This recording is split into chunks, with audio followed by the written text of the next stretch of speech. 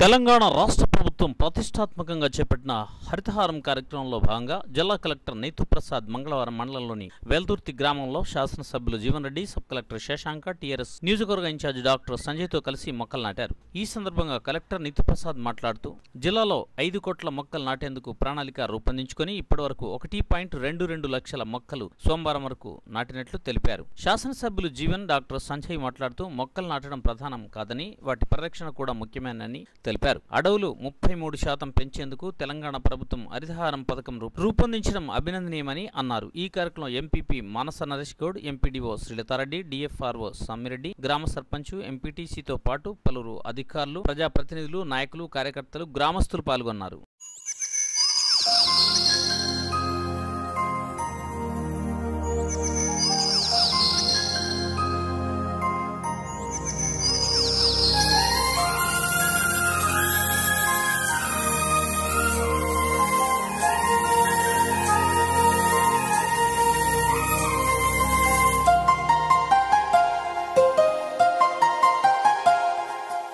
ఏలాగా పెరిగావు తల్లి, ఏమిచ్చి పెంచింది నేల తల్లి. ఏలాగా పెరిగావు తల్లి, ఏమిచ్చి పెంచింది నేల తల్లి. ఉరుము విన్నావు, మెరుపు చూశావు, పిడుగే వస్తే ఎదురే నిలిచావు. ఏలాగా పెరిగావు తల్లి, ఏమిచ్చి పెంచింది నేల తల్లి. ఏలాగా పెరిగావు తల్లి, ఏమిచ్చి పెంచింది నేల తల్లి.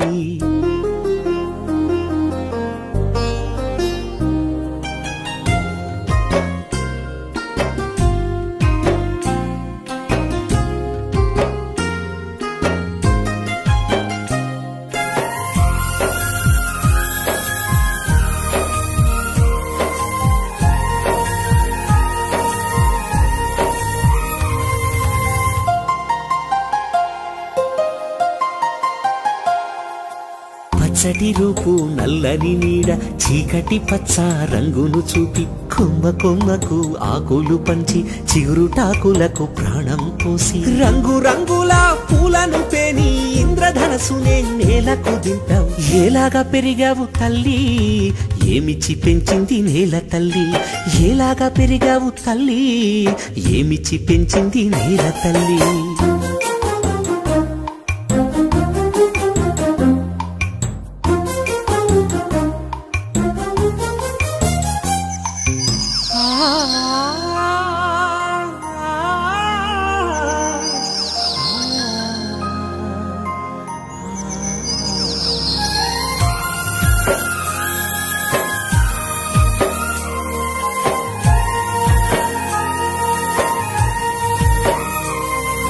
చల్లని చూపు, ముచ్చట గొలుపు, పులుపు ముట్టని వనమే చూడు. తీపి తాకని తోటను కను, వగరు గతికిన అడవే లేదు. వంపు సొంపులను నగ చేసి షడ్రుచులనే పండుగ మార్చావు. ఎలాగా పెరిగావు తల్లి, ఏమిచ్చి పెంచింది నేల తల్లి. ఎలాగా పెరిగావు తల్లి, ఏమిచ్చి పెంచింది నేల తల్లి.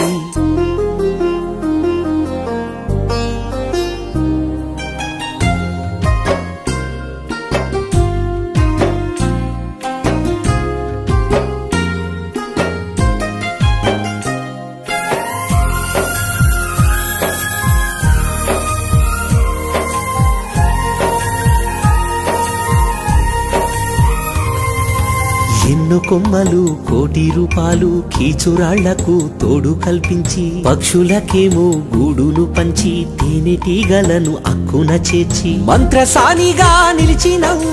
సకల జీవులకు కానుపు పోసినవు. ఏలాగా పెరిగావు తల్లి, ఏమిచ్చి పెంచింది నేల తల్లి.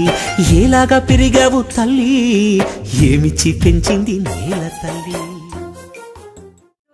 రిజర్వ్ ఫారెస్ట్ ఏరియాలో బార్డర్లో ఇన్ఫ్యాక్ట్ అది మన ఫారెస్ట్ డిపార్ట్మెంట్, అట్లాగే ఎన్ఆర్ఈజిఎస్, రెవెన్యూ, అది మొత్తం అంటే ఇది ప్రజాప్రతినిధులు అందరూ కలిసి, రేవల్ ఎమ్మెల్యే గారు, అట్లాగే డాక్టర్ సంజయ్, సబ్ కలెక్టర్ అందరూ కలిసి బాగా అంటే ఇది పెద్ద ఎత్తునలో 5000 వరకు అది ఆ చెట్లు తీసుకున్నారు. ఇక్కడ ఇంకా చాలా అవకాశం ఉంది.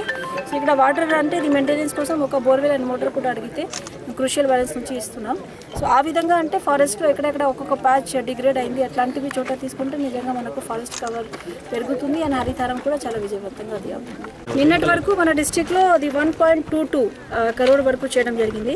మన టార్గెట్ 4 crore వరకు ఉంటుంది. సో ఆ టార్గెట్ మొత్తం అంటే కంప్లీట్ చేయడానికి కూడా అందరూ డే అండ్ నైట్ పని చేస్తున్నారు. సో మన దగ్గర నర్సరీస్ ఎన్ని ఉన్నాయి దాదాపు అంటే మేబీ 10% 20% తక్కువ ఉండవచ్చు. బట్ నర్సరీలో ఉన్న అన్ని మొక్కల్ని వాడుకోవడానికి మేము అది చాలా అంటే ఇది పకడ్బందీగా ప్లాన్ చేస్తాం. వెల్దుర్తి గ్రామ శివార్లో ఫారెస్ట్ అదేవిధంగా గౌడ సంఘం ఆధ్వర్యంలో ఈజీఎస్ ఆధ్వర్యంలో కలెక్టర్ గారు ఈరోజు వచ్చి మన ఎమ్మెల్యే గారు మండల అధ్యక్షుడు గారు వివిధ గ్రామాల సర్పంచులు ఇక్కడ సర్పంచ్ ఉప సర్పంచ్ అందరూ కూడా కలిసి గ్రామస్తులందరూ కూడా భాగస్వాములై చెట్లు నాటే కార్యక్రమాన్ని పెట్టారు. ఈ చెట్లు నాటే తెలంగాణకు హరితహారం అనే కార్యక్రమాన్ని ప్రతిష్టాత్మకంగా మన ప్రభుత్వం తీసుకొని కొన్ని లక్షల కోట్ల మొక్కలు పెంచి ఇవాళ ప్రజలకు అందిస్తూ ఉన్నారు. ఆగస్టు 5 నుండి 10 లోపలనే ఈ చెట్లు పెట్టాలి, పెడితే మనందరికి కూడా కొద్దిగా ఏనుకొని బాగవుతాయని చెప్పి ఆశతోటి ప్రభుత్వం ఈ కార్యక్రమాన్ని ముందుకు తీసుకెళ్తా ఉంది. దీంట్లో ప్రతి ఒక్కరు కూడా భాగస్వాములు అవుతున్నారు.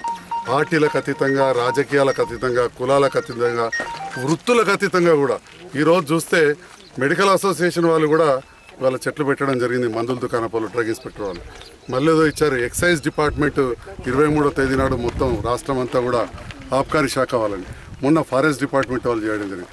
ఈ రకంగా ప్రతి వర్గం వాళ్ళు కూడా దీంట్లో ఇవాళ ఇన్వాల్వ్ అయ్యి ఇవాళ ఈవెన్ మీడియా ఇట్లా ముందుకెళ్తా ఉన్నారు. ప్రజలు కూడా దీన్ని సానుకూలంగా తీసుకొని ఏదైతే మొక్కలు నాటుతున్నామో వాటిని సంరక్షించుకునే బాధ్యత ఇక మన ప్రజలపైన ఉంది. ప్రభుత్వం కూడా కొంతవరకు సహకరిస్తూ ఉంది. ఇప్పుడే కలెక్టర్ గారు చెప్పారు ఇక్కడ వాటర్ ప్రాబ్లం ఉందంటే బోర్వెల్ మోటార్ ఇస్తా అని చెప్పి. ఈ రకంగా ప్రభుత్వం కూడా అన్ని విధాల పూర్తిగా సహకరిస్తూ ఉంది.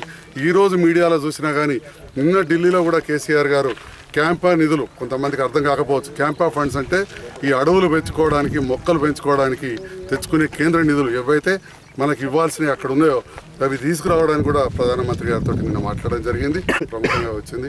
మరి ఈ కార్యక్రమాన్ని జయప్రదం చేస్తున్న అందరికీ కూడా ప్రత్యేకంగా టీఆర్ఎస్ జగిత్యాల నియోజకవర్గ ఇన్ఛార్జిగా ధన్యవాదాలు తెలియజేస్తాం.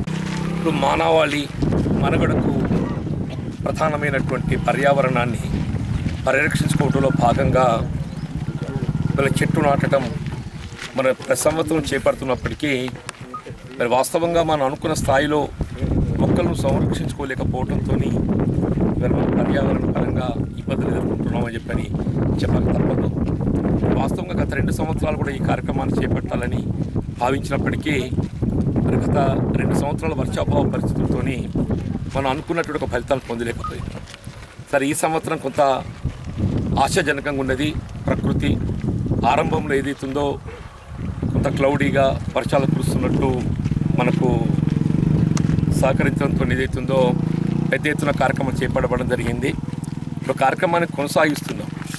ఇవాళ దీనికి ఏదైతుందో అయితే ప్రకృతి పరంగా వర్షాలు కురవాలి, లేని పక్షంలో నాటిన ప్రతి మొక్కను పరిరక్షించుకోవడానికి కొరకు ప్రభుత్వ పరంగా ఎందుకంటే కలెక్టర్ గారు ఏదైతుందో వారు స్వయంగా ఇక్కడ మొక్కలు నాటింది కాబట్టి మరి ఇక్కడ బోర్వెల్ కూడా మంజూరు ఇచ్చి దాన్ని మోటార్ ఏర్పాటు చేయడానికి తగిన నిధులు మంజూరు ఇస్తా అని చెప్పి పేర్కొనడం జరిగింది. ఇలా కేవలం వెల్దుర్తి అనేది సంతోషం. దీంతో పాటుగా మనం ఎక్కడెక్కడైతే సామూహికంగా మొక్కలు నాటే కార్యక్రమం చేపట్టబడడం జరిగిందో ఆ ప్రాంతాలు అంతటా కూడా వీళ్ళ ప్రభుత్వ పరంగా నీటి సౌకర్యం కల్పించే విధంగా, ఎందుకంటే వీళ్ళ గ్రామ స్థాయిలో గ్రామాల్లోనే తాగునీటి కొరకు ఇబ్బంది ఉన్నది. వీళ్ళ వేసవి కాలం పోయినప్పటికీ ఇప్పటికి కూడా గ్రామాలలో మనం మంచినీటి కొరకు ఇబ్బందులు ఎదుర్కొంటున్నామని చెప్పండి. కాబట్టి సామూహికంగా ఎక్కడైతే మనం చెట్లు నాటడం జరిగిందో ఆ నాటిన ప్రతి ప్రాంతంలో ప్రభుత్వ పరంగా మరి బోర్వెల్లు మోటార్ మంజూరు ఇప్పించి మరి ఆ నీటి సౌకర్యం కల్పించబడ్డప్పుడు మాత్రమే మొక్కలను మనం పరిరక్షించుకోగలుగుతాం. ప్రతి మొక్క నాటడానికి కొరకు ప్రభుత్వం నిధులు వెచ్చిస్తున్నది. అటువంటిప్పుడు ఏదైతే మొక్కను పరిరక్షించుకోవడానికి కొరకు కూడా నీటి సౌకర్యాన్ని కల్పించే బాధ్యత ప్రభుత్వం చేపట్టాలి. ముఖ్యంగా వాళ్ళు వెల్దుర్తి గీతా కార్మికులకు సంబంధించి వాళ్ళు ఈత మొక్కలు నాటే కార్యక్రమాన్ని ఇక్కడ చేపట్టడం, వాస్తవంగా ఈత మొక్కలు నాటడం దానికి కావలసినటువంటి నీటి సదుపాయానికి సంబంధించి డ్రిప్ ఇరిగేషన్ కల్పించాల్సిన బాధ్యత ప్రభుత్వం మీద ఉన్నది. అలా ఒక సాధారణ రైతు ఏదైతుందో ఆయన హార్టికల్చర్ ఉద్యానవన శాఖ కింద మామిడి తోటలు పెంపు చేసుకున్నప్పుడు మరి ఆ మామిడి తోటలకు ప్రభుత్వ పరంగా డ్రిప్ సౌకర్యం కల్పిస్తున్నాం. ఇవాళ గీతా కార్మికుల్లో కూడా వ్యక్తిగతంగా రైతుకి ఏదైతుందో మన ఉద్యానవన శాఖ ద్వారా మన కార్యక్రమాలు చేపట్టే అవకాశం ఉంది.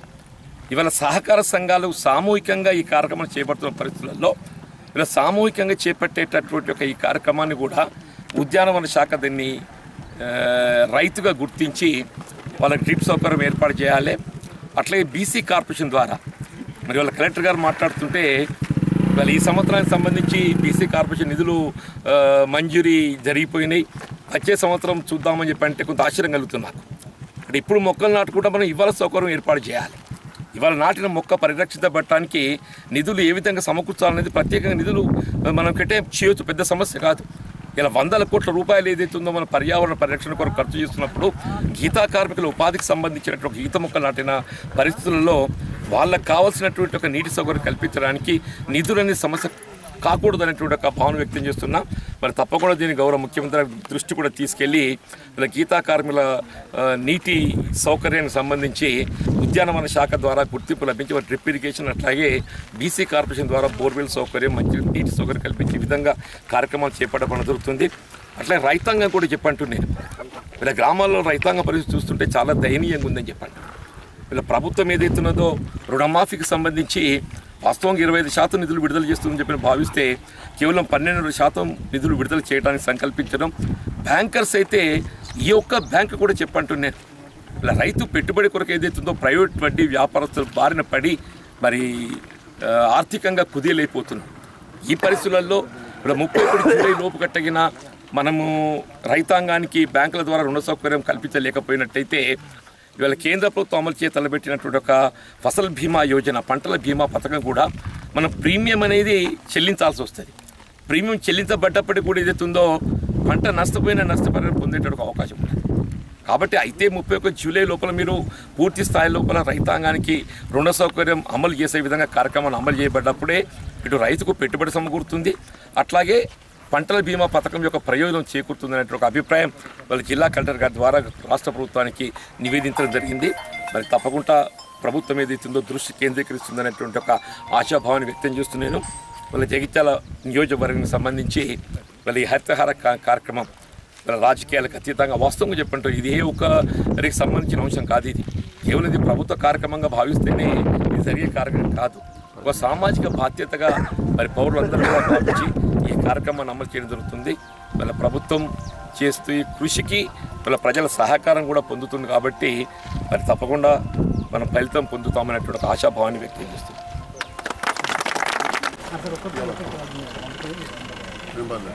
రెండు కాళ్ళ వరకు ఇబ్బంది ఉన్నది.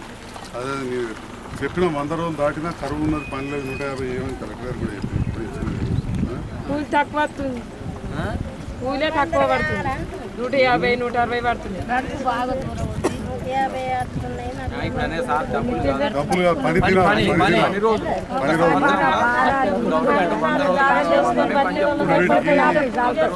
కొత్తగా ఏంటంటే ఈ చెట్లు కాపాడితే ప్రభుత్వం మున్పట్లకి కాదు, ఇదివరకు ఎన్నడూ కూడా ఈ హరితహారంకు పనిదికి వాటికలు అదిస్తూ నీళ్లు పోతే కూడా చెట్టుకు 11 రూపాయలు నెలకిస్తారు. అంటే ఒక 100 చెట్లకి మీరు నీళ్ళు పోతే 1100, 200 చెట్లకు నీళ్ళు పోతే 2000, 300 కొత్తగా మనం బతకచ్చు 4500, 5000 రూపాయలు వస్తాయి. అది ఊర్లో పెట్టుకున్నా అంతే, బల్లాల ఇళ్ళలో ఏడ జాగుందని అక్కడ పెట్టిస్తే మనకు ఒక 300 చెట్లు కాపాడితే ఒక మనిషికి 5000 రూపాయలు, 4500 రూపాయలు వస్తాయి. అంతేనా? తెలుసు రియల్ ఎస్టేట్కు ఇదివరకు ఏ సర్కారు కూడా ఇది చేయలే, ఇలా చేయడం జరిగింది.